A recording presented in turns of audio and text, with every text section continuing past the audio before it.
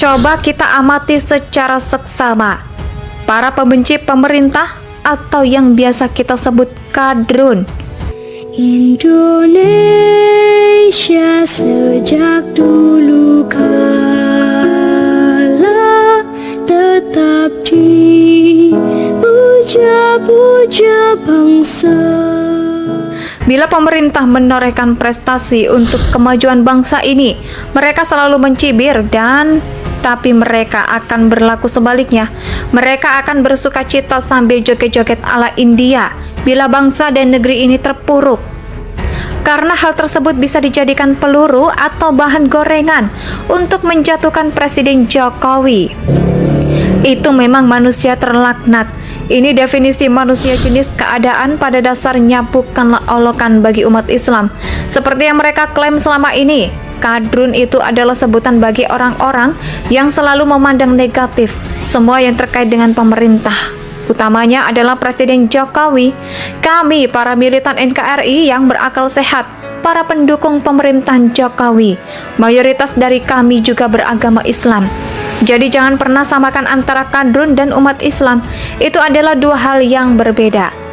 Mereka selalu menganggap bahwa itu sebuah, tapi mereka selalu loyal mendukung channel-channel lain yang selalu nyinyir dan maki-maki pada pemerintah, sekalipun tidak memakai data sebagai sumber referensi. Disinilah bedanya, mereka selalu bilang, rakyat tidak makan aspal di era Jokowi, harga Pertamax selangit. Mereka selalu bilang bahwa hutang negara besar, rakyat kecil terbebani hutang, tidak bermanfaat bagi rakyat, dan lain sebagainya. Padahal pembangunan besar-besaran di Republik ini semua demi kepentingan rakyat. Jalan-jalan lintas daerah provinsi, jalan-jalan desa, semua demi kepentingan rakyat. Pertama, memang tidak disubsidi karena kelompok pengguna pertama adalah rakyat kelas atas. Dari mereka, demo berjilid-jilid, mengatasnamakan rakyat kecil. Sebenarnya siapa yang mereka bela? Hutang negara sangat besar, tidak bermanfaat bagi rakyat. LPG 5 kilo hingga 12 kg, harganya selangit. Mereka pun demo lagi berjilid-jilid. Sebenarnya siapa yang mereka perjuangkan? Hutang negara besar bukan hanya untuk membangun semua infrastruktur, tapi juga sebagai subsidi untuk masyarakat.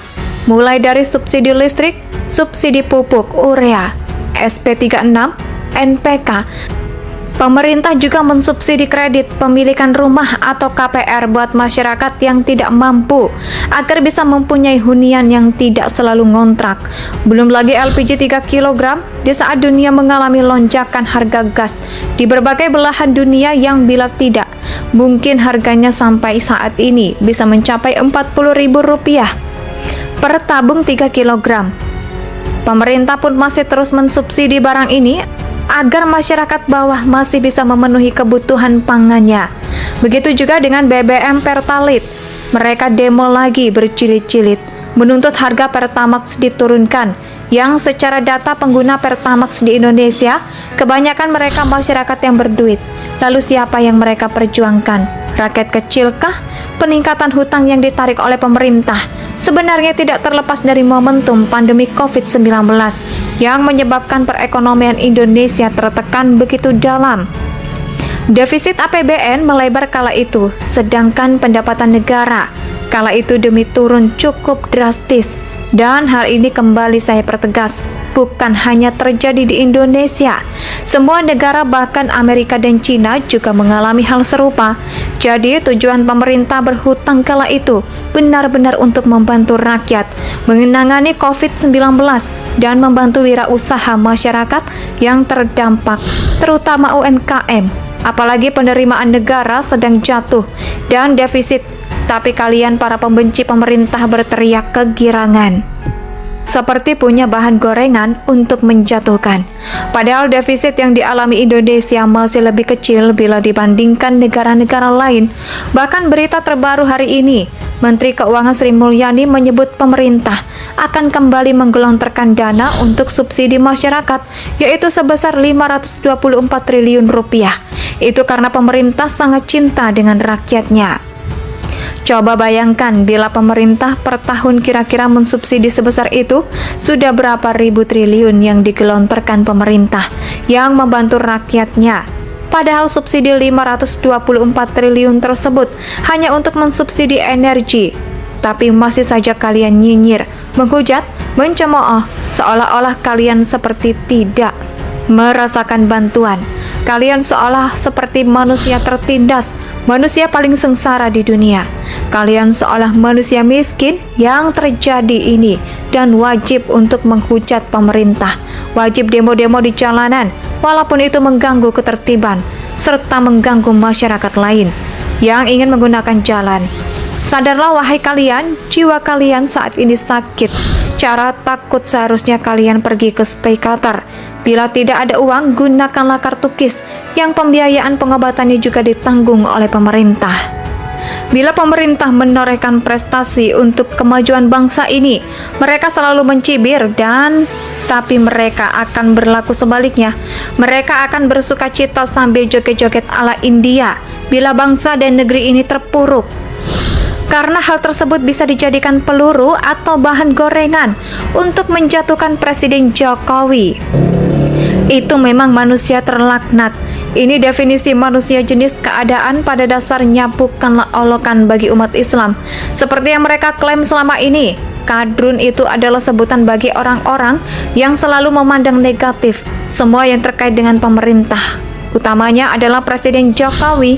Kami, para militan NKRI yang berakal sehat, para pendukung pemerintahan Jokowi, mayoritas dari kami juga beragama Islam. Jadi jangan pernah samakan antara kadrun dan umat Islam. Itu adalah dua hal yang berbeda. Mereka selalu menganggap bahwa itu sebuah, tapi mereka selalu loyal mendukung channel-channel lain yang selalu nyinyir dan maki-maki pada pemerintah, sekalipun tidak memakai data sebagai sumber referensi. Disinilah bedanya, mereka selalu bilang, rakyat tidak makan aspal di era Jokowi, harga Pertamax selangit. Mereka selalu bilang bahwa hutang negara besar, rakyat kecil terbebani hutang, tidak bermanfaat bagi rakyat, dan lain sebagainya. Padahal pembangunan besar-besaran di Republik ini semua demi kepentingan rakyat.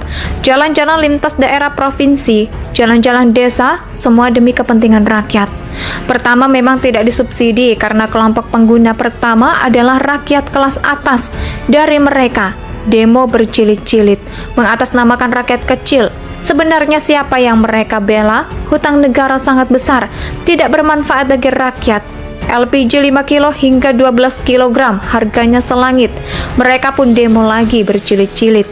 Sebenarnya siapa yang mereka perjuangkan? Hutang negara besar bukan hanya untuk membangun semua infrastruktur, tapi juga sebagai subsidi untuk masyarakat. Mulai dari subsidi listrik, subsidi pupuk, urea, SP36, NPK. Pemerintah juga mensubsidi kredit pemilikan rumah atau KPR buat masyarakat yang tidak mampu agar bisa mempunyai hunian yang tidak selalu ngontrak. Belum lagi LPG 3 kg di saat dunia mengalami lonjakan harga gas di berbagai belahan dunia yang bila tidak, mungkin harganya sampai saat ini bisa mencapai Rp40.000 per tabung 3 kg. Pemerintah pun masih terus mensubsidi barang ini agar masyarakat bawah masih bisa memenuhi kebutuhan pangannya. Begitu juga dengan BBM Pertalite. Mereka demo lagi berjilid-jilid, menuntut harga Pertamax diturunkan, yang secara data pengguna Pertamax di Indonesia, kebanyakan mereka masyarakat yang berduit. Lalu siapa yang mereka perjuangkan? Rakyat kecilkah? Peningkatan hutang yang ditarik oleh pemerintah sebenarnya tidak terlepas dari momentum pandemi COVID-19 yang menyebabkan perekonomian Indonesia tertekan begitu dalam. Defisit APBN melebar kala itu, sedangkan pendapatan negara kala itu demi turun cukup drastis. Dan hal ini kembali saya pertegas, bukan hanya terjadi di Indonesia. Semua negara bahkan Amerika dan Cina juga mengalami hal serupa. Jadi tujuan pemerintah berhutang kala itu benar-benar untuk membantu rakyat menangani COVID-19 dan membantu wirausaha masyarakat yang terdampak, terutama UMKM. Apalagi penerimaan negara sedang jatuh dan defisit, tapi kalian para pembenci pemerintah berteriak kegirangan, seperti punya bahan gorengan untuk Indonesia tanah air beta pusaka di nan jaya.